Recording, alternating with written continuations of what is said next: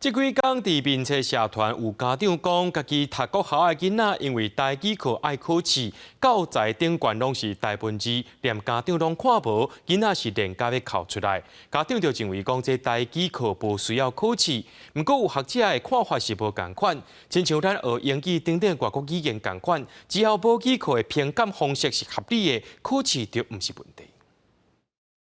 伫咧民册社团有家长 complain 国校仔囡仔的台语课爱考试，教材顶悬的大文字虽然家己拢看无，引起侪侪讨论。母语课爱考试，有家长认为伤麻烦，也引起囡仔倒单，原因到底出伫倒位？大家讲去学台语，我感觉应该是讲家己讲转来。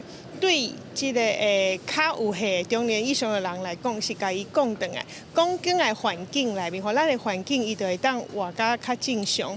安尼对少年人，也是对囡仔来讲，伊就较袂是，即敢若去学一个外国语共款。既然台语是作为学校内面的一个学科，啊，伊有伊的评量方式，只要伊是合理的，我感觉就毋是有啥物问题。网络大文下骹也有家长指出，家长家己都无晓亲像大文字即寡母语正字，认为即款母语课真麻烦。学者认为这是社会长期独尊华语写中文的结果，互大众无意识到母语就是文化，嘛是生活。我捌问过我的学生，我讲台语无迄个无方便的请举手，啊，拢有举手的拢是外国人，因就会感觉讲因生活伫咧台湾吼。